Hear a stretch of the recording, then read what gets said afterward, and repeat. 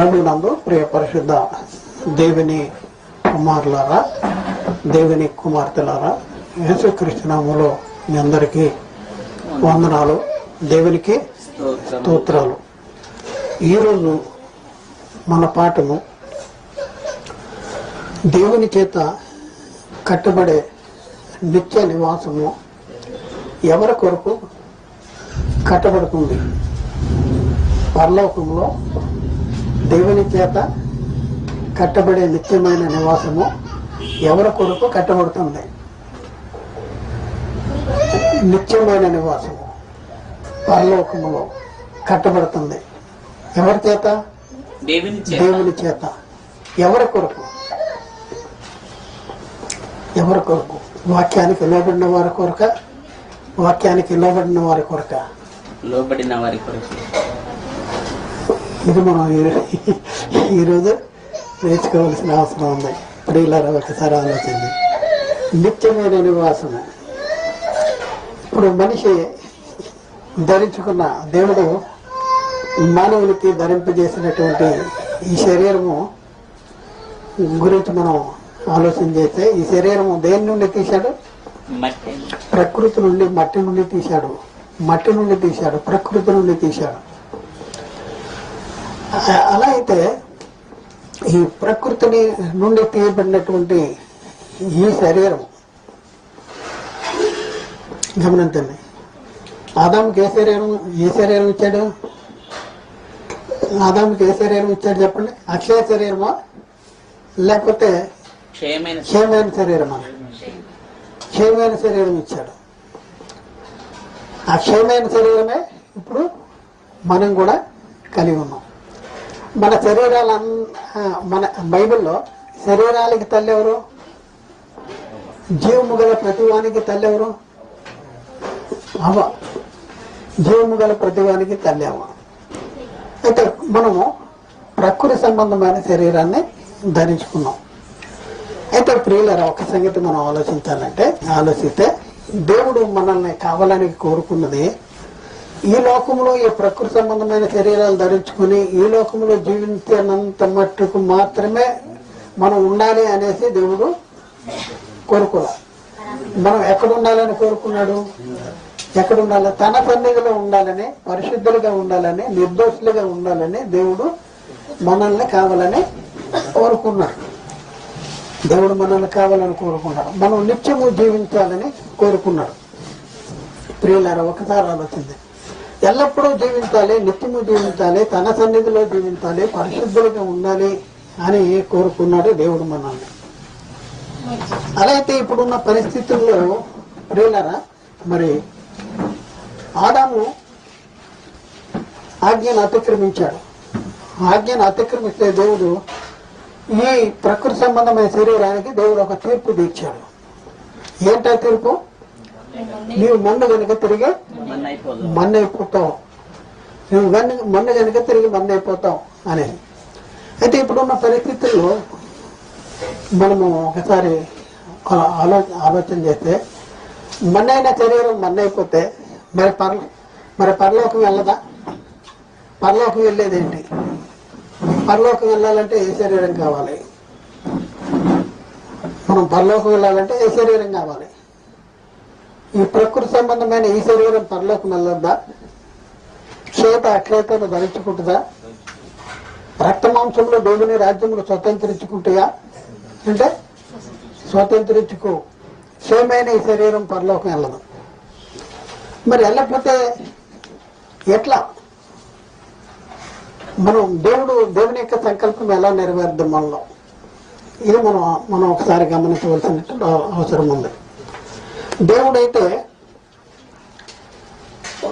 మానవుడు అపరాధాల చేత, పాపముల చేత చనిపోయి ఉన్న పరిస్థితుల్లో జగత్తు పునాది వేయబడక మునుపు దేవుడు సంకల్ప ప్రకారము యేసుక్రీస్తుని పాప శరీరాకారంతో పంపించి ఆయన శరీరం ముందు మన పాపాలకు శిక్ష విధించి మనల్ని నీతిమంతులుగా తీర్చాడు. ఆదాము పాపం చేశాడు. పాపం ద్వారా మరణం లోకంలోకి వచ్చింది. ఆ తర్వాత ఉన్న ప్రజలు కూడా పాపం చేస్తూ వచ్చారు. కాబట్టి అందరూ పాపులుగా తీర్చబడ్డారు. ఆదాము ద్వారా పాపం లోకంలోనికి వచ్చింది. తర్వాత వాళ్ళు ఏం చేశారు? పాపము వాళ్ళు కూడా చేశారు. పాపం చేశారు. ఎందుకంటే ఏ భేదం లేదు, అందరూ పాపం చేసి దేవుడు అనుగ్రహించి మహిమను పొందలేకపోతున్నారు. అందరూ పాపం చేస్తా ఉన్నారు. రోమాపత్రిక 5వ అధ్యాయంలో 12వ వచనంలో ఇట్లుండగా ఒక మనిషిని ద్వారా పాపమును, పాపం ద్వారా మరణమును లోకంలోనికి ఎలాగో ప్రవేశించనో అలాగే మనుషులందరూ పాపము చేయకపోయినా ఉందా అక్కడ? పాపము చేసినందున, అండర్లైన్ చేసుకోలే, పాపము చేసినందున మరణం అందరికీ సంప్రాప్తమైంది. అందరూ పాపం చేస్తా వచ్చారు. కాబట్టి దేవుడు మరి ప్రకృతి సంబంధమైన శరీరానికి తీర్పు తీర్చాడు. అందరూ పాపం చేస్తున్నారు. మరి అందరూ ఏం చేస్తున్నారు? పాపం చేసి చనిపోతున్నారు. మరి ఇప్పుడున్న పరిస్థితుల్లో మరి మనల్ని నీతి ముద్దలుగా తీర్చాలంటే ఎలా? అందుకనే దేవుడు ఏం చేశాడు? దేవుడు కరుణ సంపన్నుడేండి. మనము అపరాధముల చేతను పాపముల చేతను చచ్చిన వారమై ఉండినప్పుడు సైతము మన పాపము చేతను చచ్చిన వారమై ఉండినప్పుడు సైతము మన ఎడల తన తన మహాప్రేమ చేత మనలను క్రీస్తులో బ్రతికించను. అయితే దేవుడు మన ఎడల తన ప్రేమను వెల్లడిపరుచున్నాడు. ఎట్లనగా మనమింకను పాపలమై ఉండగానే క్రీస్తు మన కోసము చనిపోయాను. అలాగే ఏలైనగా మనం ఇంకను బలహీనమై ఉండగానే క్రీస్తు యుక్తకాలం ముందు భక్తిహీనుల కొరకు చనిపోయాను. క్రీస్తును పంపించాడు. ఎలా పంపించాడు? బయట శరీరంతో పంపించాడా? ఒక ప్రత్యేకమైన శరీరాన్ని ధరింపజేశాడా? ధరింప చేయలేదు. మరి ఎలాంటి శరీరాన్ని ధరించుకుని యేసుక్రీస్తు లోకానికి వచ్చాడు? ఎలాంటి శరీరాన్ని ధరించుకుని లోకానికి వచ్చాడు అంటే రోమాపత్రిక 8వ అధ్యాయంలో 3-4 వచనాల్లో మనం పరిశీలన చేస్తే, శరీరమును అనుసరింపక ఆత్మను అనుసరించి నడుచుకుని మన యందు ధర్మశాస్త్ర సంబంధమైన నీతి విధి నెరవేర్చబడవలనని పాప పరిహారము నిమిత్తము దేవుడు తన సొంత కుమారుని పాప శరీరాకారముతో పంపి ఆయన శరీరమందు పాపమునకు శిక్ష విధించాను. ఏ శరీరాకారంతో పంపించాడు? పాప శరీరాకారం. ఆదాముకి దేవుడు అనుగ్రహించిన శరీరం ఎలాంటిది? ఏ స్వభావం ఉంది దాంట్లో? ఆదాముకి దేవుడు అనుగ్రహించిన శరీరం, ఆదాము తప్పు చేయక మునుపు దేవుడు ఆదాముకి అనే ఆత్మకి దేవుడు ఇచ్చిన శరీరం ఎలాంటి శరీరం? ప్రకృతి సంబంధమైన శరీరం. ప్రకృతి సంబంధమైన శరీరం దేన్ని కోరుకుంటుంది? ప్రకృతిని కోరుకుంటుంది. ఈ ప్రకృతి సంబంధమైన శరీరము దేనికి లోబడదు?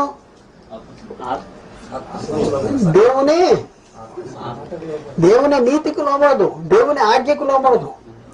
మరి ఈ శరీరాన్ని మనం కంట్రోల్ ఎలా చేయగలం? ఆత్మ చేత శరీర క్రియల్ని, అంటే దేవుడు ఇచ్చిన ఆజ్ఞ చేత ఈ శరీరాన్ని లోపరుచుకోవాలి. ఆదాము లోపరుచుకున్నాడా అంటే లోపరుచుకోలేదు. ఇక్కడ మనం చూస్తే అంటే ఈ శరీరానికి ఉన్న క్యారెక్టర్ ఏంటి? మన దేవుడు ఆదాముకి ఇచ్చిన శరీరం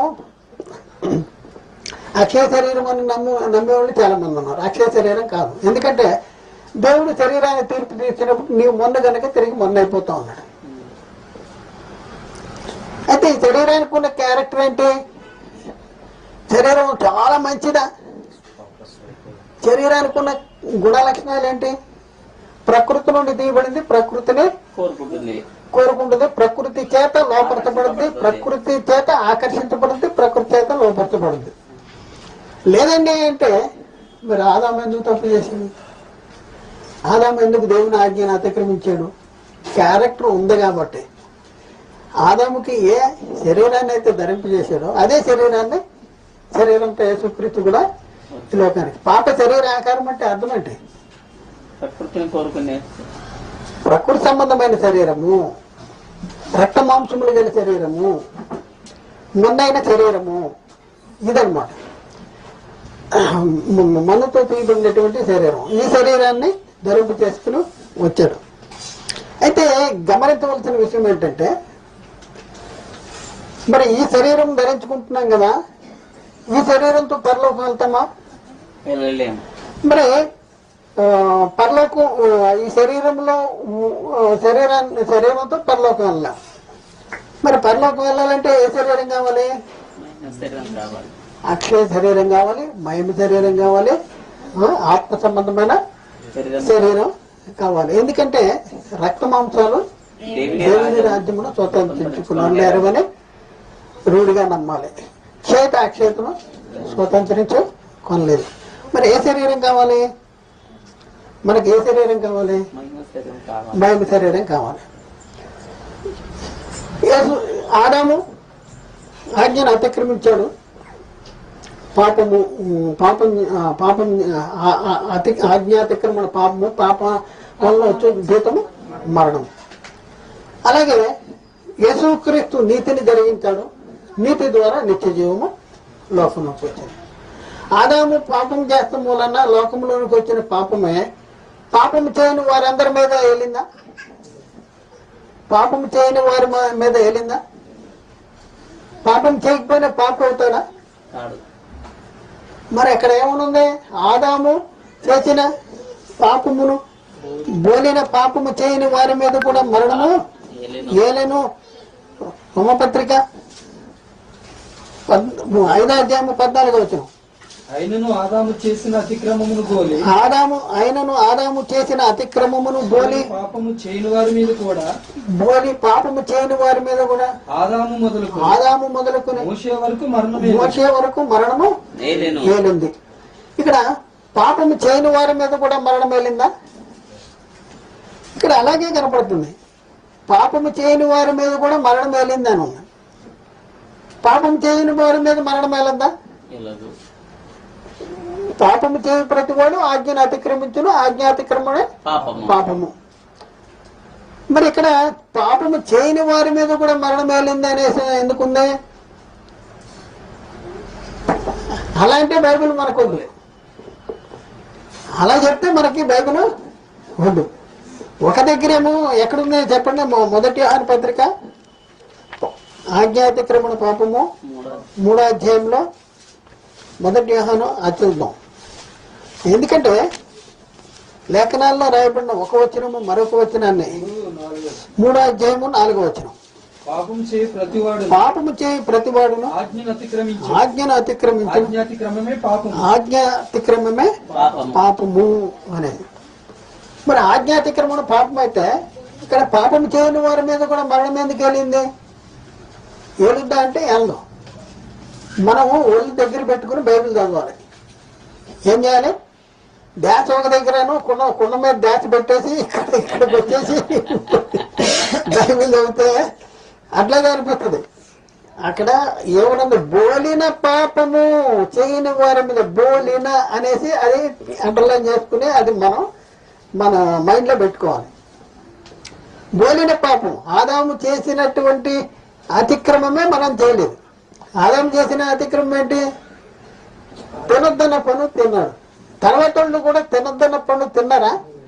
అలాంటి పాపం వీళ్ళు చేయలేదు. కానీ వీళ్ళు కూడా పాపము చేయని వారి మీద, అసలు పాపం చేయని వారి మీద బైబిల్ లేదు. బోలిన పాపం చేయని వారి మీద కాదు, వీళ్ళు కూడా చేశారు. కానీ అలాంటిది కాదు. అలాగే మనం చూస్తే ఆదాము పాపం చేశాడు. పాపం వల్ల లోకంలోనికి మరణం వచ్చింది. ఆ తర్వాత వాళ్ళు కూడా పాపము చేశారు. పాపం చేస్తడం వలన మరణం అందరికీ సంప్రాప్తమైంది. అలాగే యేసుక్రీస్తు లోకంలోనికి నీతిని తెచ్చాడు. లోకంలోనికి తెచ్చిన నీతికి నీతిని తెచ్చాడు. నీతి ద్వారా ఏమొచ్చేసింది? నిత్యం. అక్కడ మరణం వచ్చింది, ఇక్కడేమో నిత్య జీవం. మరి క్రీస్తు ద్వారా లోకంలోనికి వచ్చిన నీతి ద్వారా నిత్య జీవానికి వారసులు కావాలంటే మనం ఏదైనా చేయాలా? చేయకపోయినా కూడా మనకి నిత్య జీవం వారసులు అవుతామా? చేయాలి. ఏం చేయాలి?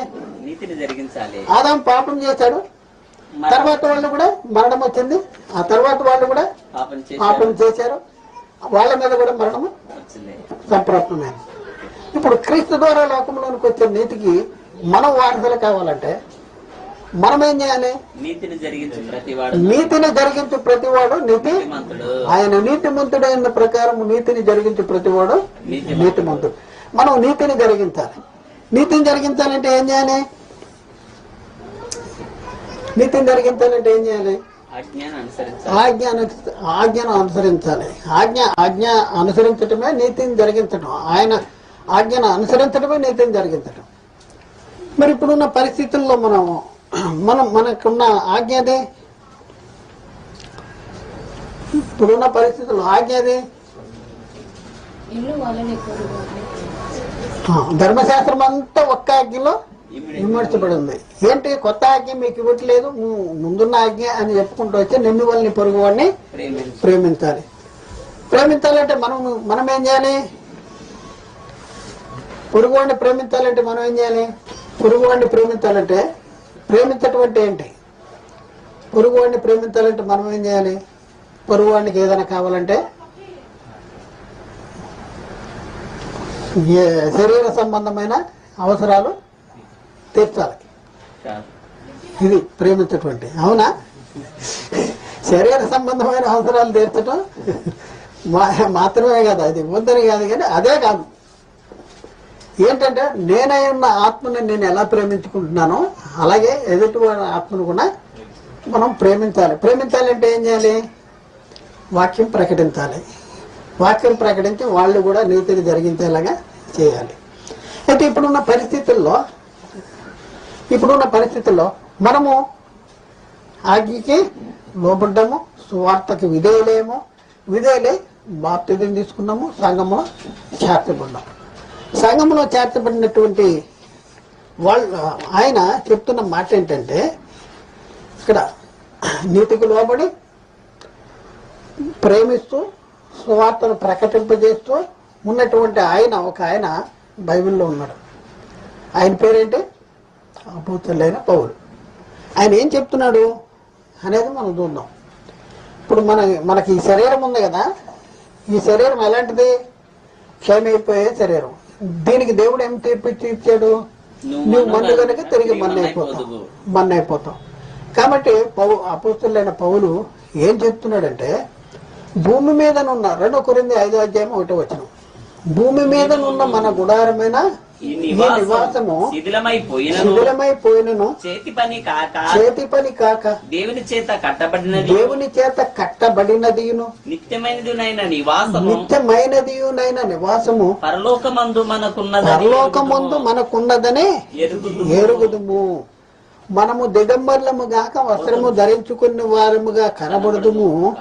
కాబట్టి పరలోకము నుండి వచ్చు మన నివాసము దీనిపైన ధరింపని అపేక్షించుకునుచు దీనిలో మూలుగుచున్నాము.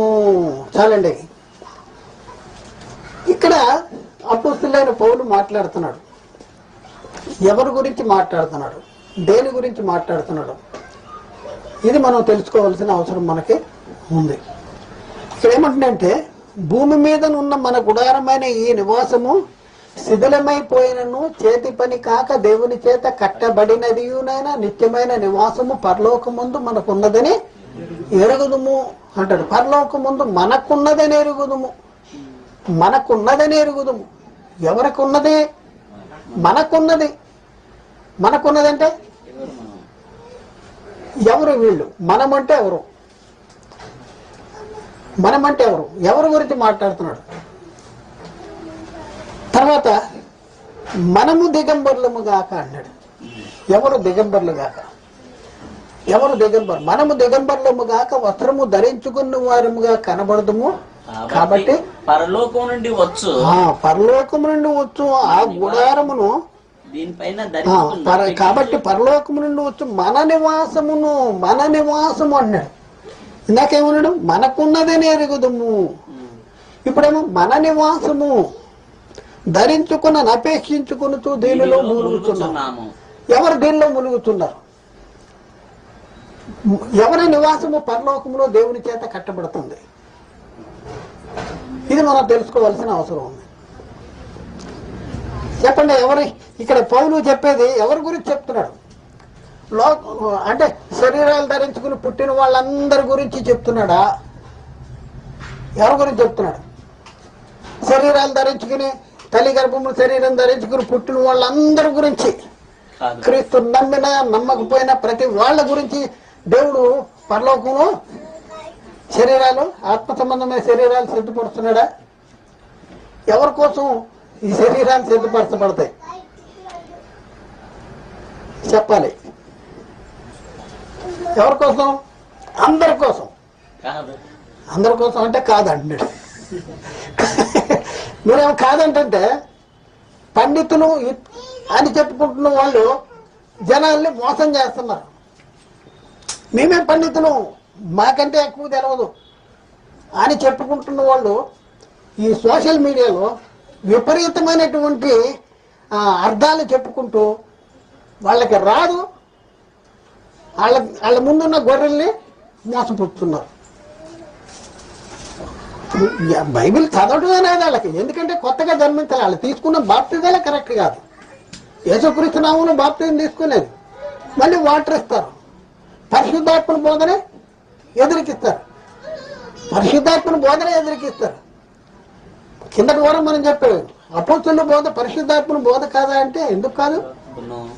మరి అపోస్తులే యూదులు, అపోస్తులైన పేతురు ఇశ్రాయేలీలకి అంటే యూదులకి అపోస్తుల కార్యం 2:38 ఏ మాట అయితే చెప్పాడో, పేతురు మీరు మారు మనసు పొంది పాప క్షమాపణ నిమిత్తం యేసుక్రీస్తు నామములో బాప్తిజం తీసుకున్నాడు, అదే మాట అపోస్తుల కార్యం 10 48 కొర్నేలియుడి దగ్గర అన్ని జల్లి చెప్తున్నాడు. మళ్ళీ అదే మాట రోమపత్రిక 6:3 సంఘానికి చెప్తున్నాడు. ఏం చెప్తున్నాడు? యేసుక్రీస్తులోనికి బాప్తిజం పొందిన మనమందరము ఆయన మరణములోనికి బాప్తిజం పొందుతున్నారని మీరు ఎరగరా? మరి అదే మాట సంఘానికి చెప్తున్నాడు. గలతీ పత్రిక 3:27 యేసుక్రీస్తులోనికి బాప్తిజం పొందని మనమందరము క్రీస్తును ధరించుకుని ఉన్నాము. మరి ఇన్ని రకాలుగా పరిశుద్ధాత్మను అపోస్తుల చేత అటు యూదులకి ఇటు అన్ని జనులకి ఇటు సంఘానికి చెప్తుంటే అవన్నీ మేము నమ్మండి అని అంటే భ్రష్టులైపోతారు మీరు. ఒకసారి ఆలోచించండి. అపోస్తుల బోధ క్రీస్తు బోధ కాదా? మీ క్రీస్తు బోధే అంటున్నాం.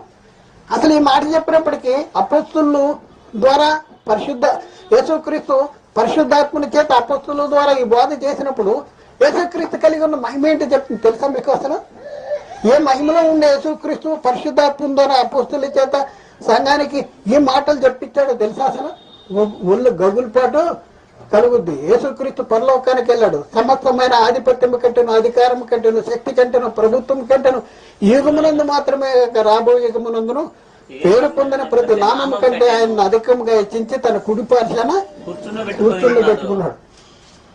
పరలోకముందున్న వారు గాని, భూమి మీద ఉన్నవారు గాని, భూమి క్రింద ఉన్నవారు గాని ప్రతివాని మోకాలు యేసునామము నొంగినట్లును ప్రతివాని నాలుక తండ్రి అయిన దేవుని మహిమార్థమే యేసుక్రీస్తు ప్రభువును ఒప్పుకున్నట్లును ఆయన్ని అధికముగా హెచ్చించి తన కుడిపర్శన కూర్చున్నా. అలా కూర్చున్న తర్వాత చెప్పిన పరిశుద్ధాత్మను పంపించాడు. అర్థమైందా? ఎప్పుడు పంపించాడు పరిశుద్ధాత్మని? పరలోకానికి వెళ్ళి ఆయన ఛార్జీ తీసుకుని ఆ మహిమను తీసుకుని భూమి మీద ఉన్నప్పుడు ఒక మాట అడిగాడు తెలుసా? ప్రార్థన చేస్తా యోహాను సువార్త 17 తండ్రి లోకము పుట్టక మునుపు నీ యొద్ద ఏ మహిమ ఉండేనో ఆ మహిమతో ఇప్పుడు నన్ను నీ యొద్ద మహిమపడుతున్నాడు. అది ఎప్పుడు జరిగింది? యేసుక్రీస్తు మృతుల్లో నుండి తిరిగి లేచి పరలోకానికి వెళ్ళి పరలోకంలో తండ్రి కుడిపార్శాన్ని కూర్చున్న తర్వాత ఆ మహిమ అనేది ఆయనకి ఆపాదించబడింది. అలాంటి మహిమలో తండ్రి దగ్గర పరిశుద్ధాత్మను పొందుకుని పరిశుద్ధాత్మను పంపించాడు. వచ్చిన పరిశుద్ధాత్మను ద్వారా యేసుక్రీస్తు ఇటు యూదులకి, ఇక్కడ అన్ని జనులకి, అక్కడ సంఘానికి ఒకటే మాట చెప్పాడు. కానీ ఈ మాటలన్నీ మేము నమ్మము, ఈ మాటలన్నీ మేము లోపడం. మాకు మేము ఒకటే యేసుక్రీస్తు చెప్పిన మాట, అది యేసుక్రీస్తు చెప్పిన మాట. మరి ఈ యేసుక్రీస్తు చెప్పిన మాటలు కాదు, అంతకంటే ఎక్కువ అత్యధికమైన మహిమలో కూర్చున్నాడు. కూర్చుని పరిశుద్ధాత్మ ద్వారా బోధించాడు. ఈ సంగతులు ఇంకా మనం అనుసరించవలసిన, మరీ ఎక్కువగా అనుసరించవలసినటువంటి సంగతులు. అయితే ఇలాంటి సంగతులకు మనం లోపడకపోతే ఆత్మ సంబంధమైన మళ్ళీ ఇదే చెప్తారు మీరు, ఆత్మ సంబంధమైన సంగతులతో సరి చూసుకోవాలంట. నువ్వు ఆత్మ మూలంగానే జన్మించకపోతే నువ్వు ఆత్మ సంబంధమైన సంగతులు నీకెలా అర్థమైతే బాబు? నీకు అర్థం కావు. అర్థం కాకే ఇట్లా జనాల్ని అసత్య బోధతో ఏం చేస్తున్నాడు? అసత్య బోధ వైపు మళ్ళించేస్తున్నాడు. మళ్ళిస్తూ చెప్తున్న మాట ఏంటంటే, పుట్టిన వాళ్ళందరికీ, ఎవరికి? తల్లి గర్భంలో పుట్టిన వాళ్ళందరికీ, ఈ శరీరాలు ధరించుకున్న వాళ్ళందరికీ దేవుడు అంటే అక్కడ ఆత్మ సంబంధమైన శరీరాల్ని సిద్ధపరిచేసేస్తున్నాడంట. ఎంత తప్పు బోధ,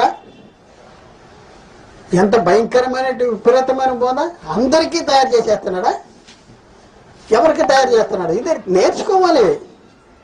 ఇప్పుడు మనం ఎన్నో అంశాల్ని నెట్లో పెట్టాం, 300 చిల్లర అంశాలు పెట్టాం. నీకు ఇవి వినండి, ఇని నేర్చుకుని గ్రహించండి. ఎందుకు భ్రష్టులైపోతారో అసత్యాన్ని ప్రకటన చేసి?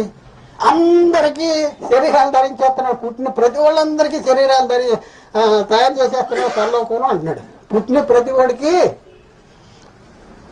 ప్రతి వాడికి శరీరాలు ధరింపజేది. ఈ శరీరం ధరించుకునే లోకంలో ఉన్న ప్రతి వాళ్ళకి, శరీరాలు ధరించుకునే ఈ లోకంలో పుట్టిన ప్రతి వాళ్ళకి పరలోకంలో దేవుని చేత నిత్యమైన నివాసం తయారు చేసేస్తున్నాడు అంటాడు. ఇదే బైబిల్ ప్రకారం కరెక్టా కాదా? మీరు చెప్పండి. కరెక్ట్ కాదు అని అంటే ఎందుకు కాదు చెప్పాలి కదా. జన్మించలేదు కాబట్టి, దేవుని మూలముగా పుట్టలేదు కాబట్టి ఇది మనకు కావాలి. ఎందుకు కాదు? అందరికీ తయారవు. ఎవరు చెప్తున్న మాటలు ఇయే? కొత్తగా జన్మించిన ఆయన చెప్తున్న మాటలు, ఆత్మ మూలంగా జన్మించిన ఆయన చెప్తున్న మాటలు. ఈ సంఘంలో చేర్చబడిన వాళ్ళు, కొత్తగా జన్మించిన వాళ్ళు, ఆత్మ మూలంగా జన్మించిన వాళ్ళు. అలాంటి మన శరీరాలు మనకు అక్కడ ఉన్నాయని ఎరుగుదము అంటాడు. దాన్ని దీనిపై ధరింపని అపేక్షించుకుంటూ దీనిలో మూలుగుతున్నాము అంటాడు. అంతేగాని ఈ శరీరాన్ని దేవుడు అందరి కోసం సిద్ధపరిచేస్తున్నాడు అనేది బైబిల్ సిద్ధాంతము కాదు. కాబట్టి ఈ సిద్ధాంతం మార్చుకుంటానికి మరి ఎందుకు చెప్పాలి కదా, చెప్పిన తర్వాత ఈనేసి మార్చుకో. ఎందుకు కాదు? మీరు చెప్పేది ఎందుకు తప్పు? పుట్టిన ప్రతి వాళ్ళకి ఆత్మ సంబంధమైన శరీరాలు దేవుడు అక్కడ సిద్ధపరిచేస్తున్నాడు అనే మాట ఎందుకు తప్పు? అది తప్పైతే కరెక్ట్. ఇది ఎవరి కోసం పరలోకంలో దేవుడు ఇప్పుడు పౌలు చెప్పిన మాటలు ఎవరి కోసం చెప్తున్నాడు? ఇది మనం తెలుసుకుని ఈరోజు మనం ఈ పాఠాన్ని ముగిద్దాం. అయితే గమనించవలసిన విషయం ఏంటంటే, ఇక్కడ మరొకసారి చూద్దాం. పౌలు చెప్తున్నాడు, భూమి మీద మన గుడారమైన ఈ నివాసము శిథిలమైపోయినను. ఇది ఎవరితో మాట్లాడుతున్న మాట? మన గుడారమైన ఈ నివాసము శిథిలమైపోయినను అనేది అన్నిలతో మాట్లాడుతున్నాడా?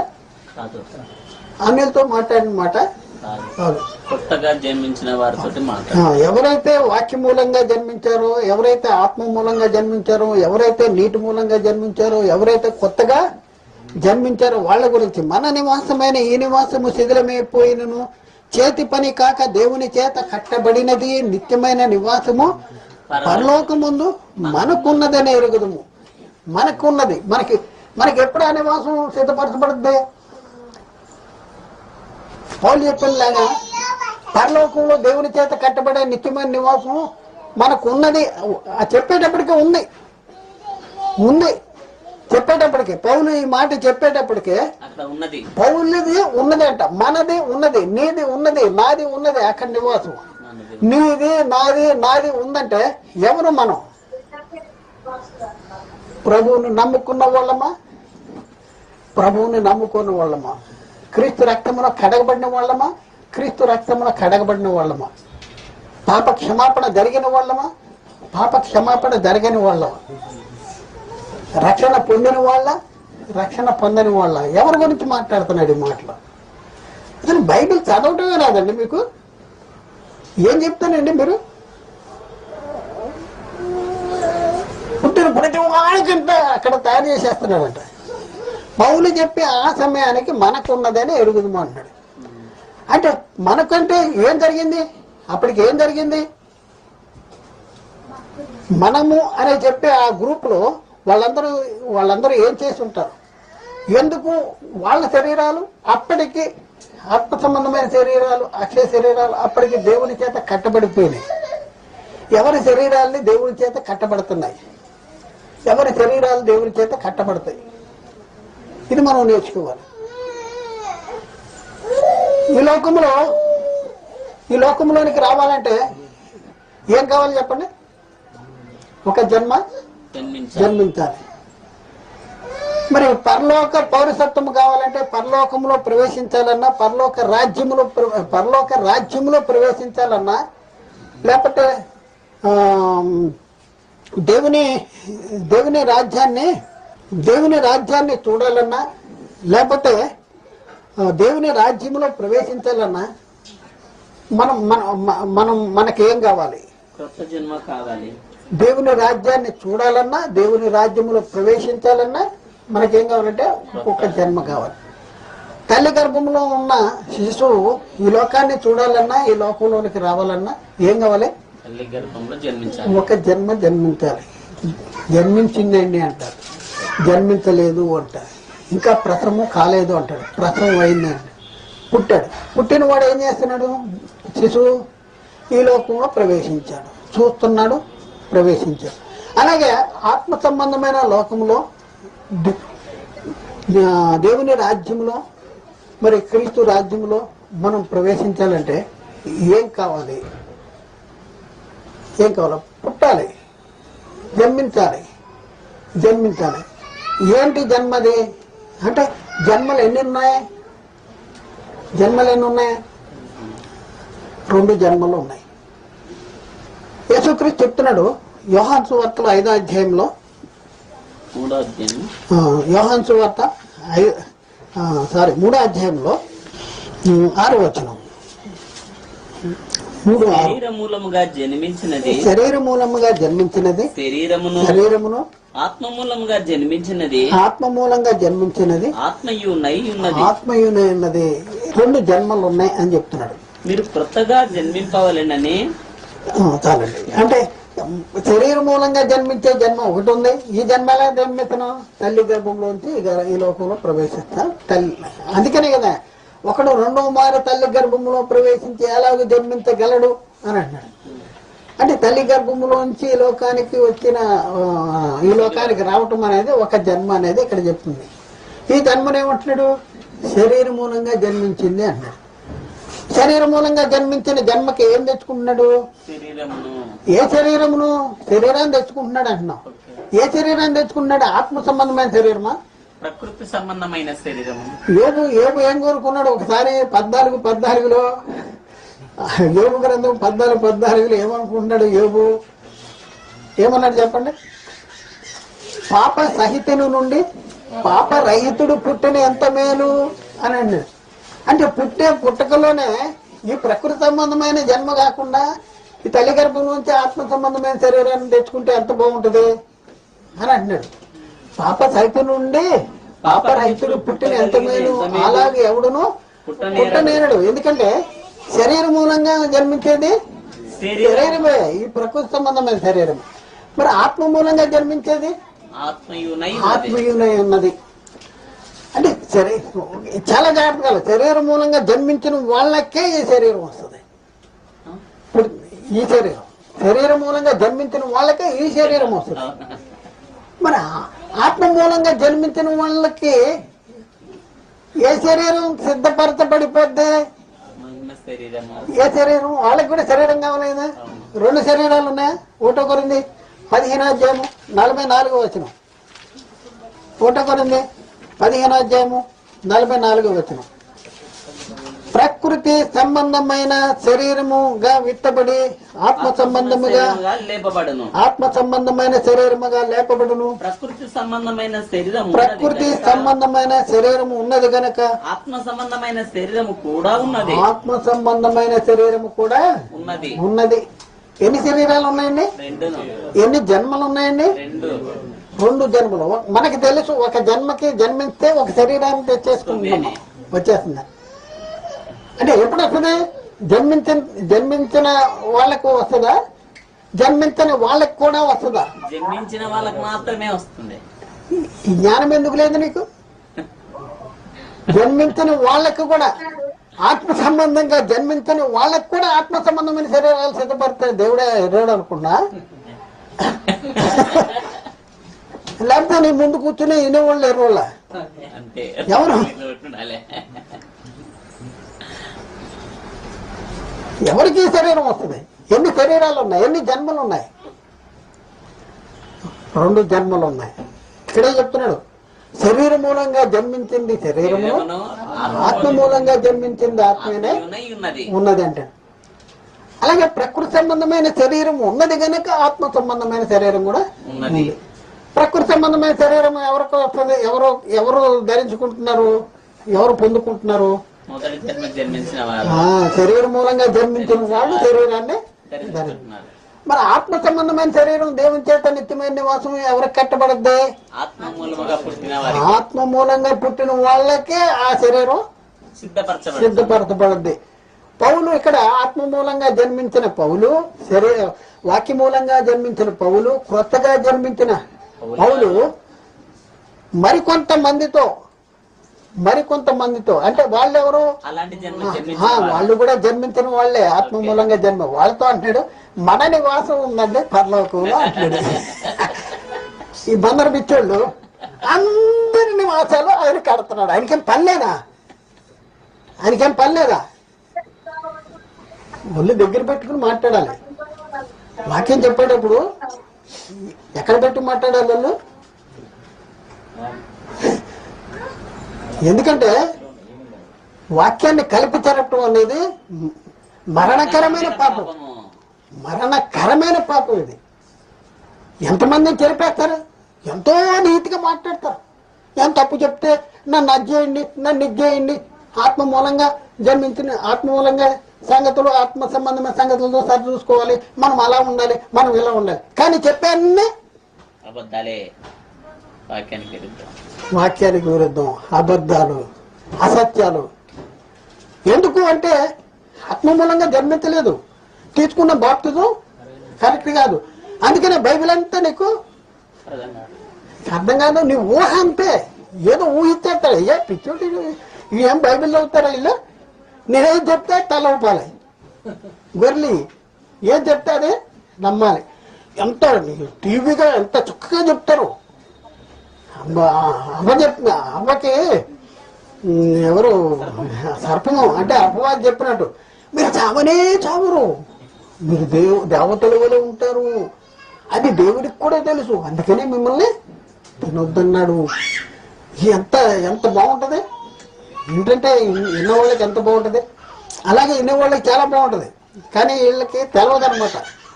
ఎందుకంటే వీళ్ళకి వీళ్ళకేం తెలియదు చెప్పండి?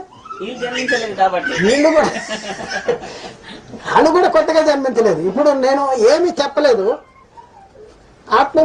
ఆత్మ సంబంధమైన శరీరం ఎవరి కోసం సిద్ధపరచబడుతుంది? లోకంలో ఉన్న వాళ్ళందరి కోసం. అంటే ప్రభువు నమ్మని వాళ్ళకి కూడా. అంటే మీరు ఏమంటున్నారు? కాదు అన్నారా? అంటే మీరు గొర్రెలు కాదు. నేనేది చెప్తా నేనే గొర్రెలు కాదు. మీరు బైబిల్లో నమ్మేవాళ్ళు, మీరు ఆత్మ. నేను చెప్పకముందే మీరు చెప్పారు, ఆన్సర్ చెప్పేశారా? ఒకసారి ఎట్లా ఉంది క్రైస్తవ సమాజం, ఎలా ఉంది, మనం ఎలా ఉండాలి? భజన గాళ్ళ కింద ఉండాలా లేకపోతే ఎట్లా ఉండాలి? ఒకసారి ఆలోచించారు. వాక్యానికి లోపడతావా? ఇప్పుడు కూడా తిరుగుబాటు చేసేవాళ్ళు చాలా మంది ఉంటారు. ఆయన అంటారా, ఈయనంటారా, మా అన్ననంటారా, మా ఆయన అంటారా, మా తాతనంటారా, మా ముత్తాతనంటారా. నేను వ్యక్తుల్ని ఎవరిని కూడా అట్లా.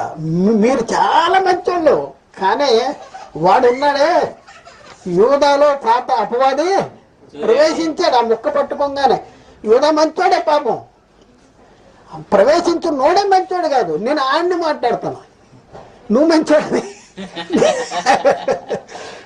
కానీ నువ్వు ఆపరేట్ అవుతున్నావు. కొంచెం జాగ్రత్తగా ఉంచుకుని తీసుకునే బాప్తిజం ఏదైతే ఉందో అది కరెక్ట్ తీసుకుని వాక్యం చెప్తే, వాక్యం చదివితే అర్థం ఉంది, వాక్యం చెప్తే కూడా అర్థం ఉంది. అంతేగాని ప్రకృతి సంబంధమైన జ్ఞానంతో ఆత్మ సంబంధమైన సంగతులు చెప్పడానికి ప్రయత్నం చేయొద్దు. మునికొనలకు ఎదురుతనటం ఉంది, మరణకరమైన పాపము ఉంది. ఇప్పుడు మనం చూద్దామండి, ఇప్పుడు మనం ఏదైతే చెప్పామో దానికి ఆన్సర్ చెప్దాం. ఇక్కడ ఏమంటుందంటే యోహాను సువార్త 3వ అధ్యాయము 3వ వచనంలో, యోహాను సువార్త అందుకు యేసు 3వ అధ్యాయము ఎవరితో మాట్లాడుతున్నాడు? నికోదేముతో నికోదేముతో మాట్లాడుతున్నాడు. ఏం చెప్తున్నాడు? అందుకు యేసు అతనితో ఒకడు క్రొత్తగా జన్మించితేనే కానీ అతడు దేవుని రాజ్యము చూడలేడని నీతో నిశ్చయముగా చెప్పుతున్నాను అంటాడు. ఎప్పుడు దేవుని రాజ్యాన్ని చూడగలంట? క్రొత్తగా జన్మించితేనే గాని. మనం ఏ నేత్రాలు ఉన్నాయి? ఈ నేత్రాలు ఏవి? మనోనేత్రాల, ఆత్మ సంబంధమైన నేత్రాల, ప్రకృతి సంబంధమైన నేత్రాల? ఈ నేత్రాలకు ఏం కనపడుద్ది? ప్రకృతే కనపడుద్ది. ఎందుకంటే ఈ జన్మ ప్రకృతి సంబంధమైన జన్మ. ఈ జన్మకి ప్రకృతినే చూడగలవు, ప్రకృతే కనపడుద్ది. నువ్వు బైబిల్ చదివినా నీకు ప్రకృతి లాగానే కనపడుద్ది. ప్రకృతిగానే లోక సంబంధంగానే దాన్ని వివరిస్తాం. అయితే ఇక్కడ ఏమంటే క్రొత్తగా జన్మించితేనే గాని అతడు దేవుని రాజ్యమును చూడలేడు. జన్మిస్తే ఏముంటది? ఏ నేత్రాలు ఉంటాయి? మనోనేత్రాలు కనబడతాయి. చూద్దాం. ఎఫ్సి పత్రిక 1వ అధ్యాయము 17-19. మరియు మీ మనోనేత్రములు వెలిగింపబడినందున, చూడండి, మీ మనోనేత్రములు వెలిగించబడినందున ఆయన క్రీస్తునందు, ఆయన అంటే దేవుడు క్రీస్తునందు మిమ్మల్ని పిలిచిన పిలుపు వలనైన నిరీక్షణ ఎట్టిదో పరిశుద్ధులలో ఆయన స్వాస్థ్యం యొక్క మహిమైశ్వర్యం ఎట్టిదో ఆయన క్రీస్తునందు వినియోగపరిచిన బలాత్సయమును బట్టి విశ్వసించు మన యందు ఆయన చూపుతున్న తన శక్తి యొక్క అపరిమితమైన మహత్యం ఎట్టుదో మీరు తెలుసుకొనవలెనని మన ప్రభువైన యేసుక్రీస్తు యొక్క దేవుడైన మహిమా స్వరూపియగు తండ్రి తన్ను తెలుసుకొనుటకు మీకు జ్ఞానమును ప్రత్యక్షత గల మనస్సును అనుగ్రహించినట్లు నేను నా ప్రార్థనలందు మిమ్మల్ని గురించి విజ్ఞాపన చేస్తున్నా అంటాడు. ఇక్కడేమంటాడు? మరి మీ మనోనేత్రములు వెలిగించబడినందున మిమ్మల్ని పిలిచిన పిలుపు వలనైనా నిరీక్షణ ఎట్టిదో. వెలిగించబడితేనే, మనోనేత్రాలు వెలిగించబడితేనే మిమ్మల్ని పిలిచిన పిలుపు వలన నిరీక్షణ ఎట్టిదో మీకు అర్థమవుద్ది. పరిశుద్ధులతో ఆయన స్వాస్యం యొక్క మహిమైశ్వర్యం ఎట్టిదో ఎప్పుడు తెచ్చదే? మనోనేత్రాలు వెలిగించబడతాయి. ఇవన్నీ కావాలన్నాడు. మనోనేత్రాలు వెలిగింది. అసలు మనోనేత్రాలు ఎప్పుడు వెలిగించబడతాయి? కొత్తగా ఎప్పుడు చూస్తాడంట దేవుని రాజ్యమును? ఎప్పుడు చూస్తాడు? కొత్తగా జన్మించడం చూస్తాడా? కనపడద్దా? యేసుక్రీస్తు ఏం చెప్తున్నాడు? ఒకడు కొత్తగా జన్మించితేనే గాని అతడు దేవుని రాజ్యమును చూడలేడని మీతో నిశ్చయముగా చెప్పుతున్నాను. అంటే ఈయనకు డౌట్ వచ్చేసింది. ఏమంటున్నాడు? 4వ వచనంలో, అందుకు నికోదేము ముసలివాడైన మనుషుడు ఎలాగో జన్మింపగలడు. రెండవ మారు తల్లి గర్భమందు ప్రవేశించి జన్మింపగలడా అని ఆయన అడగగా ఏమంటున్నాడండి? ఏమంటున్నాడు ముసలోడు? ఈ ముసలోడు ఏమంటున్నాడు? నికోదేము ముసలివాడనైన మనుషుడు ఎలాగ జన్మించగలడు? రెండవ మారు తల్లి గర్భమందు ప్రవేశించి ఎలాగో జన్మించగలడు అని ఆయన అడగగా ఆయన అంటున్నాడు, ఈ జన్మ కాదు నాన్న, ఈ జన్మ అయిపోయింది నీది, నువ్వు ముసలోడు కూడా అయిపోయి ఈ జన్మ అయిపోయింది, ఈ జన్మ గురించి కాదు నేను చెప్పేది అని చెప్పేసి ఇంకో జన్మ గురించి చెప్తున్నాడు. ఇంకో జన్మ ఒకడు నీటి మూలంగాను ఆత్మ మూలంగాను జన్మించితేనే గాని దేవుని రాజ్యములో ప్రవేశింపలేడని మీతో నిశ్చయముగా చెబుతున్నాను. ఎలా జన్మించాలి? నీటి మూలంగాను ఆత్మ మూలంగాను జన్మించాలి. వాక్యాన్ని విశ్వసించాలి, వాక్యానికి లోబడాలి, సత్యాన్ని గ్రహించాలి. గ్రహించిన తర్వాత ఏం చేయాలి? పాప క్షమాపణ నిమిత్తం యేసుక్రీస్తు నామములో బాప్తిజము పొందాలి. పొందితే అప్పుడేముంది? కొత్తగా జన్మిస్తాడు. అప్పుడు మనోనేత్రాలు, అప్పుడు బైబిల్ చదివితే నీకు అర్థమవుతుంది. అప్పుడు నీకు వేరే వాళ్ళకి చెప్పినా పర్వాలేదు. ఈ మనోనేత్రాలు వెలిగించబడకుండా చెప్పేస్తాం వల్ల ఏమవుద్దంటే మునుకొనులకు ఎదురు తన్నటం ఉంది. అలాగే మనం చూస్తే వాక్యముతో ఉదక స్నానము చేయాలంట. వాక్యముతో ఉదక స్నానము ఎఫ్సి పత్రికలో 5వ అధ్యాయంలో 27వ వచనం. ఎఫ్సి పత్రిక 5వ అధ్యాయము 27వ వచనం. పురుషులారా మీరును మీ భార్యను ప్రేమించుడి. 25 నుంచి 27. పురుషులారా పురుషులారా మీరును మీ భార్యలను ప్రేమించుడి. అటువలే క్రీస్తు కూడా సంఘమును ప్రేమించి అది కళంకమైనను మడతైనను అట్టిది మరి ఏదైనను లేక పరిశుద్ధమైనది గాను నిర్దోషమైనది గాను మహిమగల సంఘముగాను ఆయన తన ఎదుట దానిని నిలువబెట్టుకొని ఉన్నని వాక్యముతో ఉదక స్నానము చేత దాన్ని ఎలా పవిత్రపరిచారండి? ఎలా పరిశుద్ధపరిచారు? వాక్యముతో ఉదక స్నానము చేత. వాక్యమూలంగా జన్మించాలి. నీటి మూలంగా జన్మించాలి. వాక్యముతో ఉదక స్నానము చేత దానిని పవిత్రపరిచి పరిశుద్ధపరచుటకే దాని కొరకు తన్ను తాను అప్పగించుకొనెను. పరిశుద్ధపరిచి పవిత్రపరచబడిన వాళ్ళు ఎవరు? నమ్మని వారు, జన్మించని వారు. పవిత్రపరిచి పరిశుద్ధపరచబడిన వాళ్ళు ఎవరు? వాక్యాన్ని అంగీకరించిన వారు, వాక్య ప్రకారము బాప్తిజము పొందుకున్నవాళ్ళు, కొత్తగా జన్మించిన వాళ్ళు, నీటి మూలంగా ఆత్మ మూలంగా జన్మించిన వాళ్ళు, వాక్యముతో ఉదక స్నానము చేత దానిని పరిశుద్ధపరిచి పరచబడినటువంటి వాళ్ళు. కాబట్టి కొత్తగా జన్మించాలి. ఎవరి కోసం సిద్ధపరచబడతాయి? ఆత్మ మూలంగా జన్మించిన వాళ్ళకి. ఈ శరీరాలు ఎలా తెచ్చుకున్నాం? ఒక జన్మ మూలంగా తెచ్చుకున్నాం. శరీర మూలంగా జన్మించింది శరీరం. మరి ఆత్మ సంబంధమైన శరీరం సిద్ధపరచబడాలంటే పరలోకంలో దేవుని చేత నిత్యమైన నివాసం. ఇక్కడ ఏం చేస్తే అది అక్కడ సిద్ధపరుస్తాడు. ఇక్కడ ఏం చేసిన వాళ్ళకి ఆయన అక్కడ సిద్ధపరుస్తాడు. ఇక్కడ వాక్యానికి లోబడి, ఇక్కడ ఆయన ఆజ్ఞకు లోబడాలి, వాక్యానికి లోబడాలి, సువార్తకు లోబడాలి. ఆత్మ మూలంగాను నీటి మూలంగాను జన్మించిన వాళ్ళకి, అలాంటి వాళ్ళకి అక్కడ దేవుని చేత నిత్యమైన నివాసము కట్టబడుతుంది. అలా చేసిన వాళ్ళు మనకి అక్కడ గుడారం ఉంది, నిత్యమైన నివాసము ఎరుగుదుము అని చెప్తా ఉన్నారు. అది అన్యులు చెప్తారా? చెప్పలేరు, వాళ్ళకి లేదు. నువ్వెందుకు చెప్తున్నావు? వాళ్ళకు కూడా సిద్ధపరుస్తున్నాడని. ఎవరికి సిద్ధపడుతుంది? దేవుడు ఎవరి కోసం సిద్ధపరుస్తాడు? వాక్య మూలంగా జన్మించిన వాళ్ళకి, ఆత్మ మూలంగా జన్మించిన వాళ్ళకి, వాక్యముతో ఉదక స్నానము చేయబడినటువంటి శరీరాలు కలిగిన వాళ్ళకి, పునర్జన్మ సంబంధమైన స్నానము చేసిన వాళ్ళు. తీతు 3:5 ప్రకారం మనము నీతిని అనుసరించి చేసిన క్రియల మూలంగా కాక తన కనికరము చొప్పుననే పునర్జన్మ సంబంధమైన స్నానము ద్వారాను పరిశుద్ధాత్మ మనకు నూతన స్వభావం కలగజేయట ద్వారాను మనలను రక్షించెను. చూడండి, మనం ఎలా రక్షించబడ్డాం? పరిశుద్ధాత్మ మనకి నూతన స్వభావం ఎప్పుడు కలిగజేస్తుంది? ఎలా కలిగజేస్తుంది? ఎవరికి కలిగజేస్తుంది?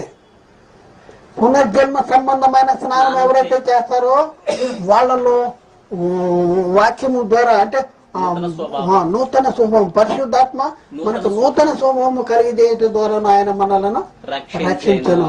పునర్జన్మ సంబంధమైన స్నానము అంటే పునఃస్థితి స్థాపన సంబంధమైన స్నానము, ముందున్న స్థితిని తిరిగి స్థాపించుకునేటటువంటి స్నానం బాప్తిజం అనేది, కొత్తగా జన్మించటం అనేది, నీటి మూలంగానూ ఆత్మ మూలంగానూ జన్మించటం అనేది. అలాంటి వాళ్ళకి, ఈ కొత్తగా జన్మించిన వాళ్ళకి దేవుడు అక్కడ ఏం చేస్తున్నాడు? ఈ జన్మించిన వాళ్ళ పౌరస్థితి ఎక్కడ ఉంటది? పరలోకం. మరి పరలోకం వెళ్ళాలంటే ఈ శరీరంతో వెళ్ళలేరు కదా. మరి వాళ్ళ కోసం దేవుడు ఏ సిద్ధపరుస్తున్నాడు? అక్కడ అక్షయ శరీరాలు, ఆత్మ సంబంధమైన శరీరాలు, నిత్యమైన నివాసము సిద్ధపరుస్తా ఉన్నాడు వాళ్ళ కోసమే. ఎవరి కోసం? కొత్తగా జన్మించిన వాళ్ళ కోసమే సిద్ధపరుస్తున్నాడు. అలాగే మొదటి పేతురు పత్రిక 3వ అధ్యాయం, మొదటి పేతురు పత్రిక 2వ అధ్యాయము 1 నుంచి 3 వచనాలు. ప్రభువు దయాళుడని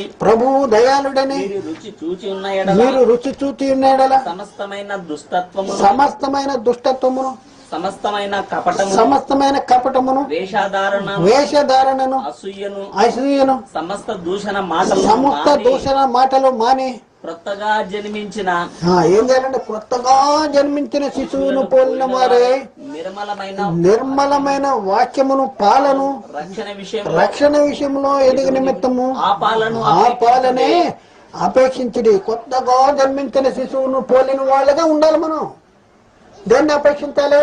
వాక్యం అనే పాలన అపేక్షిస్తూ ఉండాలి. కొత్తగా జన్మించిన శిశువులు ఎలా జన్మించో? తల్లి గర్భం ద్వారా జన్మించిన జన్మ అంటే కాదు, వాక్యమూలంగా జన్మించింది. ఇప్పుడు మనం వాక్యమూలంగా జన్మించిన వాళ్ళం. మరి మన పరిస్థితి ఎక్కడుందని నేర్చుకున్నాం? పరలోకంలో. యేసుక్రీస్తు మన కోసం ఏం సిద్ధపడతాడు? యేసుక్రీస్తు మృతుల్లోని తిరిగి లేవటం వలన ఆయన కొత్తగా జన్మించిన వాళ్ళ కోసం ఏం సిద్ధపరిచాడు అంటే అందరికీ సిద్ధపరిచాడు. కొత్తగా జన్మించిన వాళ్ళు దాన్ని స్వతంత్రించుకుంటారు. చూద్దాం చూడండి, ఎక్కడంటే మొదటి పేతురు పత్రిక 1వ అధ్యాయము 3-4 వచనాలు. మన ప్రభువుకు యేసుక్రీస్తు యొక్క తండ్రి అయిన దేవుడు స్తుతింపబడును గాక. మృతులలో నుండి యేసుక్రీస్తు తిరిగి లేచుట వలన జీవముతో కూడిన నిరీక్షణ మనకు కలుగునట్లు, అనగా అక్షయమైనది. చూడండి, జీవముతో కూడిన నిరీక్షణ అంట మనకు కలుగునట్లు, అనగా అక్షయమైనది, నిర్మలమైనది, వాడబారనిదైన స్వాస్థ్యము మనకు కలిగినట్లు ఆయన తన విశేష కనికరము చొప్పున మనలను మరలా జన్మింపజేసాను. మనం మరల జన్మించిన వాళ్ళం, రెండవ జన్మించింది, కొత్తగా జన్మించిన వాళ్ళం, నీటి మూలంగా జన్మించిన వాళ్ళం, ఆత్మ మూలంగా జన్మించిన వాళ్ళం, వాక్య మూలంగా జన్మించిన వాళ్ళం. మనం మళ్ళీ జన్మింప చేశాడంటే ఎందుకు జన్మింప చేశాడు? ఎందుకు అంటే జీవముతో కూడిన నిరీక్షణ కలిగినట్లు అంటాడు. అంటే అర్థం ఏంటి అంటే అలాగా అక్షయమైనది, నిర్మలమైనది, వాడబారంజనైన స్వాస్థ్యము మనకు కలిగినట్లు. ఇలా కలిగినట్లు ఏం చేశాడు? ఆయన తన విశేష కనికరము చొప్పున మనలను మరలా జన్మింపజేశాను. జన్మించిన వాళ్ళకి ఏ నేత్రాలు తెరవబడతాయి? ఆత్మనేత్రాలు. దేనిలోనికి ప్రవేశిస్తారు? దేవుని రాజ్యంలోని ప్రవేశిస్తారు. ఏది కనపడుద్ది? దేవుని రాజ్యము కనపడుద్ది. వాళ్ళ కోసము దేవుడు అక్కడ ఒక ప్రణాళిక ఏర్పాటు చేసుకున్నాడు. ఈ కొత్తగా జన్మించిన వాళ్ళ కోసం ఏం చేస్తున్నాడు? దేవుడు నిత్యమైన నివాసం కడుతున్నాడు. ఎవరి కోసం కడుతున్నాడు? ఆయన తాను సృష్టించిన వాటిలో ప్రథమ ఫలముగా ఉండినట్లు సత్యవాక్యము వల్ల తన సంకల్ప ప్రకారం మనలను కనెను. యాకోబు పత్రిక 1వ అధ్యాయం 18వ వచనం. ఆయన తాను సృష్టించిన వాటిలో మనము ప్రథమ ఫలముగా ఉండినట్లు సత్యవాక్యము వలన మనలను తన సంకల్ప ప్రకారము కన్నాడు. సత్యవాక్యం వల్ల కనబడినవారు. ఈ సత్యవాక్యం వల్ల కొత్తగా జన్మించిన వాళ్ళు, ఆత్మ మూలంగా జన్మించిన వాళ్ళకి ఏం సిద్ధపరచబడుతుంది? అక్కడ నిత్యమైన నివాసం. మళ్ళీ చదువుదాం 1 కొరింథీ పత్రిక 2 కొరింథీ 5:1 నుంచి భూమి మీద భూమి మీద మన గుడారమైన ఈ మన నివాసము గుడారమైన ఈ నివాసము శిథిలమైపోయినను చేతి పని కాక దేవుని దేవుని చేత కట్టబడినది నిత్యమైనది నిత్యమైనది నివాసము పరలోకమందు మనకున్నదని ఎరుగుదుము. మనము దిగంబరులము కాక వస్త్రం ధరించుకుని వారముగా కనబడుదుము. కాబట్టి పరలోకము నుండి వచ్చు ఆ నివాసము పరలోకము నుండి వచ్చు మన నివాసము దీనిపైన ధరించుకుని మన నివాసము దీనిపై ధరింపని అపేక్షించుకునొచ్చు దీనిలో మూలుగుతున్నాము. మన నివాసము దీనిపై ధరింపని అపేక్షించుకునొచ్చు అంటాడు. ఇప్పుడు ఆలోచించండి, మనం చెప్పింది తప్పు అయితే యేసుక్రీస్తు రెండోసారి వచ్చినప్పుడు అందరి కోసం సిద్ధపరిచిన దేవుడు అందరి కోసం సిద్ధపరిచిన ఆ దేహాల్ని అందరూ ధరించుకోవాలి. ఎవరు అందరూ అంటే ఎవరు? జన్మించిన వారు తల్లి గర్భం నుండి శరీరాన్ని ధరించుకుని శరీరాల్లో భూమి మీద ఉన్న వాళ్ళు, నమ్మినోళ్ళు నమ్మనోళ్ళు అందరికీ ఆ శరీరం. ఈయన చెప్పేలాగా మీరు చెప్పేలాగా చూడు, ఎంత ఆలోచన లేదండి. వీళ్ళకి కూడా తెలియదు. ఎవరో అసలు ప్రశ్నించేది లేదు, ఆలోచించేది లేదు. ఇప్పుడు అందరికీ సిద్ధపరిచేస్తుంటే యేసుక్రీస్తు వచ్చినప్పుడు అందరూ కూడా మహిమ శరీరాలు ధరించేసుకోవాలి. అందరి కోసం సిద్ధపడుతున్నాడు. కానీ ఎందరు ధరించుకుంటారు? ఎవరు ధరించుకుంటారు? యేసుక్రీస్తు రెండోసారి వచ్చినప్పుడు మన దేన శరీరము తన మహిమగల శరీరానికి సమరూపముగా మార్చేది ఆత్మ మూలంగా జన్మించిన వాళ్ళక, లేకపోతే ఆత్మ మూలంగా జన్మించని వాళ్ళకి కూడా ధరింపచేస్తాడు. ఆత్మ మూలంగా జన్మించిన వాళ్ళకి చూద్దాం. ఎక్కడంటే ఎక్కడ ఫిలిప్పీ పత్రిక 3:21 సమస్తమును తనకు లోపరుచుకున్న జాలిన శక్తిని బట్టి ఆయన మన దీన శరీరము తన మహిమగల శరీరమునకు సమరూపము గల దానిగా మార్చును అంటాడు.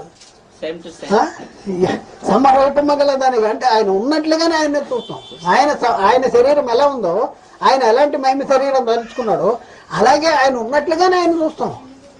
ఆయన ఉన్నట్లుగానే ఆయన మన దీన శరీరము తన మహిమగల శరీరానికి సమరూపము గల పోలి ఉంటాం మనం.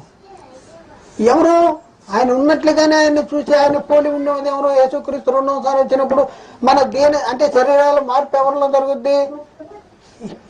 ఎవరి శరీరాల్లో మార్పు జరుగుద్ది? మనము మార్పు చెందుదుము అంటాడు. మార్పు చెందేది ఎవరు? మార్పు చెందేది అంటే కొత్తగా జన్మించిన వాళ్ళ, కొత్తగా జన్మించిన. ఇక్కడ మనం చూద్దాం ఫిలిప్పీ పత్రిక 3:20 చూస్తే ఎవరి గురించి మాటలు చెప్తున్నాడు? అన్యుల గురించా? అంటే ప్రభువు దగ్గర రానోళ్ళ గురించా? ఈ లోకంలో పుట్టిన వాళ్ళు అందరి గురించి చెప్తున్నాడా? ప్రభువు నమ్మినోళ్ళ గురించి చెప్తున్నాడా? 3:20 మన పౌరస్థితి. ఫిలిప్పీ 3:20 మన పౌరస్థితి పరలోకముందున్నది. అక్కడ నుండి ప్రభువైన యేసుక్రీస్తును రక్షకు నిమిత్తము కనిపెట్టుకొని ఉన్నాము.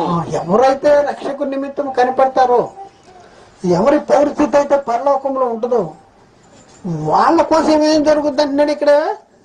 సమస్తమును తనకు లోపరుచుకున్న జాలిని శక్తిని బట్టి ఆయన మన దేన శరీరమును తన మహిమగల శరీరానికి సమరూపంగా మారుతుంది.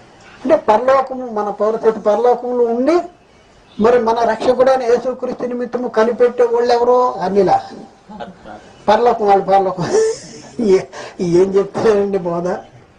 ఏం బోధ చెప్తున్నారండి? మళ్ళీ నేనేం తప్పు చెప్తున్నాను సార్ చేయండి, అది చేయండి. మళ్ళీ ఫోన్ చేస్తే ఎవడో లోపడ్డావు, ఎవడో లోపడ్డు. ఊరినే అక్కడ చెప్పే ఆ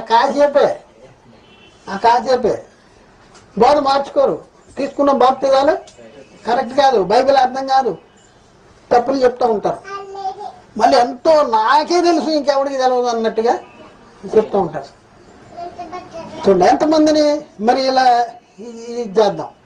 యేసుక్రీస్తు రెండోసారి వచ్చేటప్పటికి మనం ఇప్పుడు కొత్తగా జన్మించాం. ఇప్పుడు రాడనుకోండి నేను చనిపోయా, మరి నా సంగతి ఏంటి? సంగతి ఏంటి?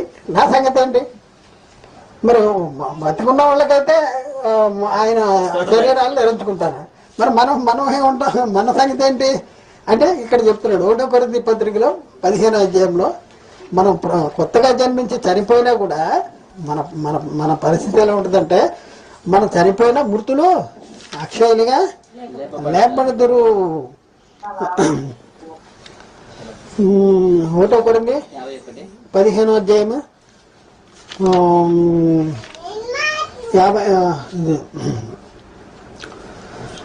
51 నుంచి చూద్దాం. ఇదిగో మీకు ఒక మర్మమును తెలుపుతున్నాము,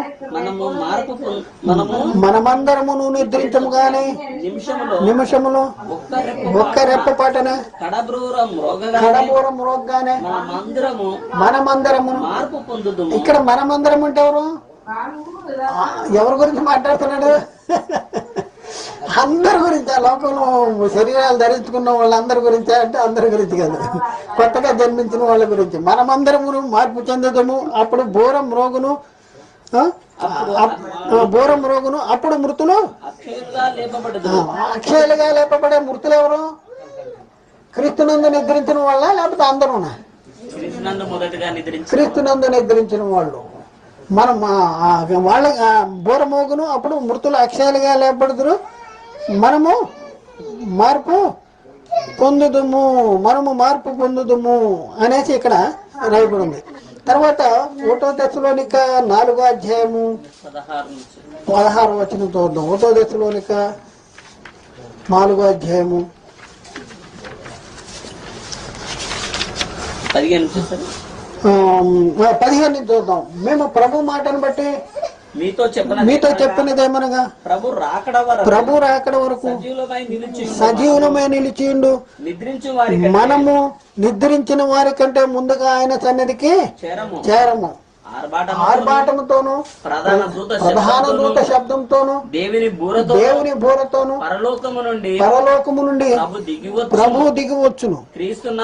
క్రీస్తునందుండి మృతులైన వారు మొదట లేతురు. క్రీస్తునందు మృతులైన వారు మొదట లేస్తారు. మనం ఇప్పుడు ప్రభువులు కొత్తగా జన్మించి చనిపోయినా సరే యేసుక్రీస్తు వచ్చినప్పుడు మనం లేస్తాం మొదట లేతురు. ఆ మీదట సజీవులమైన నిలిచిండు, మనమును వారితో కూడా ఏకముగా ప్రభువుని ఎదుర్కొంటకు ఆకాశ మండలానికి మేఘముల మీద కొనిపోబడుదుము. కాగా మనము సదాకాలము ప్రభుతో కూడా. ఎవరు మేఘాల మీద కొనిపోయేది? ఎవరు? అక్షయ శరీరాలు ధరించుకునేది ఎవరు? అందరూనా? అందరూ అయితే నువ్వు ఎందుకు సువార్త చెప్తున్నావు? అందరూ ఇప్పుడు యేసుక్రీస్తు అందరి కోసం రక్తం చిందించాడు, అందరి కోసం రక్షణ సిద్ధపరిచాడు. కానీ వాళ్ళు నీతిని జరిగించాలి కదా. నీతిని జరిగించాలి కనుక వాళ్ళకి సువార్త ప్రకటన చేస్తున్నాం. మీ నమ్ముకోము అన్న వాళ్ళ కోసం కూడా దేవుడు అక్కడ అక్షయ శరీరాలు ధరిస్తున్నాడా? శరీరాలు తయారు చేస్తున్నాడా? అక్షయ శరీరాలు ఎవరి కోసం సిద్ధపరచబడతాయి? ఎవరి కోసం సిద్ధపరుస్తున్నాడు దేవుడు? ఇది మనం నేర్చుకోవాలి. మనం కూడా నేర్చుకోవాలి. ఎందుకంటే దొంగ బాధలు వచ్చేస్తున్నాయి. అందరి కోసం అంటే నేను ప్రభువుని నమ్ముకుంటాను, పర్లేదు, నాకు కూడా దేవుడు అక్కడ చేస్తున్నాడు అంటాడు. యేసుక్రీస్తు వచ్చిన రెండోసారి వచ్చిన నాకు చేసింది నాకు తేడా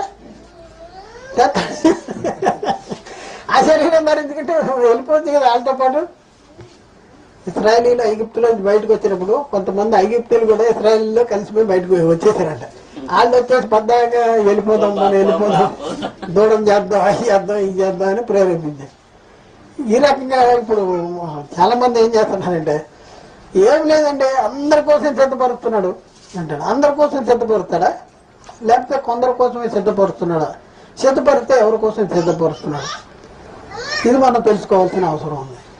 ఇప్పుడు బాప్తిజం మనం తీసుకున్న బాప్తిజం కరెక్టేనా? మనం తీసుకున్న బాప్తిజం కరెక్ట్ కాకపోతే కొత్తగా జన్మించిన వాళ్ళం కాదు. కొత్తగా జన్మించిన వాళ్ళం కాకపోతే దేవుని రాజ్యాన్ని చూడలేము, దేవుని రాజ్యంలో ప్రవేశించలేము. దేవుని మరి అలాంటి వాళ్ళ కోసము అంటే కొత్తగా జన్మిస్తేనే దేవుని చేత నిత్యమైన నివాసం కట్టబడుతుంది. మరి అలాంటి పరిస్థితులు ఉన్నాం. ఏంటి మన పరిస్థితి? ఏంటి? మనం ఎలా ఉన్నాం? వాళ్ళ గురించి వదిలేండి, మన గురించి ఆలోచిద్దాం. నేను ఎలా ఉన్నా, మీరు ఎలా ఉన్నారు, మనం ఎలా ఉన్నాం, కొత్తగా జన్మించామా, జన్మించలేదా, మరి ఎలాంటి పరిస్థితులు ఉన్నాం, మరి నీ కోసం అక్షయ శరీరాన్ని దేవుడు మరి సిద్ధపరిచేశాడా లేదా? సిద్ధపరచకపోతే మన పరిస్థితి ఏంటి? అక్కడేమంటాడు, మనము దిగంబరులముగాక అంటాడు. ఆ శరీరం మనకి లేకపోతే మనం ఎలా ఉంటాం? దిగంబరులుగా ఉంటాం. ఆ శరీరం అక్షయ శరీరం లేకపోతే ఎక్కడ దిగిపోతాం? మనం నరకానికి వెళ్ళిపోతాం. కాబట్టి ఇప్పుడు ఇలా ఆలోచన చేయండి, అర్థం చేసుకోండి. మరి ఎన్నో అబద్ధ బోధలు, దొంగ బోధలు లోకంలోకి వచ్చేస్తున్నాయి. మరి ఇప్పుడు మనం నేర్చుకున్నది ఏంటంటే, ఎవరైతే కొత్తగా జన్మిస్తారో వాళ్ళ కోసమే దేవుడు పరలోకంలో నిత్యమైన నివాసము సిద్ధపరుస్తున్నాడు. యేసుక్రీస్తు రెండోసారి వచ్చినప్పుడు ఆ శరీరాన్ని మనం ధరించుకుంటాము. ధరించుకుని మనం క్రీస్తుతో కూడా పరలోకి వెళ్తే క్రీస్తు కూడా పరలోకి వెళ్తాం. అక్కడ సదాకాలం ప్రభుతో కూడా ఉంటాము. ఇది మనం నేర్చుకున్నాం. కాబట్టి ఆలోచించండి, అర్థం చేసుకోండి, సత్యాన్ని గ్రహించండి. మీరందరూ చాలా మంచోళ్ళే, కానీ మిమ్మల్ని సాతాను చెడగొట్టేశాడు, దూరిపోయాడు మీలో. వాడిని వదిలించుకోవాలంటే దేవుని దగ్గరికి రావాలి. అప్పుడు దేవుని దగ్గర రండి, అప్పుడు వాడు మీ దగ్గర. దేవుని దగ్గర రావాలంటే తీసుకున్న బాప్తిజాలు కరెక్ట్ అయింది ఉండాలి. కాబట్టి ఇప్పుడు ఇలా ఆలోచించండి. ఎవరిని వ్యక్తిగతంగా కానీ, సంఘపరంగా కానీ, సంస్థపరంగా కానీ ఎవరిని దూషించడానికి, ద్వేషించడానికి, మీకు తెలవదు మాకే తెలుసు అని చెప్పడానికి కాదు, కానీ క్రీస్తు సంఘాన్ని మరి అపవాది ఏ రీతిగా మోసం చేస్తున్నాడు, మనల్ని దేవునికి కాకుండా మనతోనే అసత్యాన్ని ప్రకటింపజేసి దేవునికి మనల్ని ఎలా దూరం చేస్తున్నాడు, మన ద్వారా ఇంకా అనేక మందిని ఎలా నశింప చేస్తానికి సాతాను ప్రయత్నం చేస్తున్నాడు అనే సంగతి మీకు తెలియపరచడానికి ఈ సంగతిని మీ దగ్గరికి మరి మీకు చెప్పాల్సి వస్తుంది. కానీ మరొకటి లేదు. మరొక సంగతి ఏంటంటే, మేము నమ్ముతాం అంటే నమ్మండి, మేము నమ్మమంటే నమ్మొద్దు. మేము అంటే నమ్మద్దు. మేము ఎవరో బతిమాలరు చెప్పటం మా ధర్మం. ఎందుకంటే వాళ్ళు కూడా, యేసుక్రీస్తు కూడా ఏమన్నాడు, నేను వచ్చి మీకు ప్రకటించకపోతే మీ పాపానికి మిషలేదు. ఇప్పుడైతే మీరు ప్రకటించకపోతే మీకు పాపం లేకపోవడం, ఇప్పుడైతే మీ పాపానికి మిషలేదన్నారు.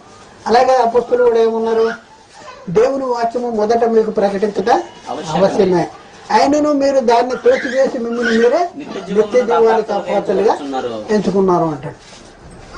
కాబట్టి మనం ఎక్కడున్నాం, మన పరిస్థితి ఏంటి, ఇదంతా మనం ఆలోచించాలి. ఎవరి గురించి కూడా వ్యక్తిగతంగా చెప్పింది కాదు. కాబట్టి సాతాను ఏ రీతిగా మనం మోసం చేస్తున్నాడు ఈ సంగతి చెప్తున్నాం. అర్థం చేసుకోండి, ఆలోచించండి, సత్యాన్ని ప్రకటించండి, సత్యానికి సహకారులుగా ఉండండి. దేవుడు మిమ్మల్ని దీవించి ఆశీర్వదించును గాక. ఆమేన్.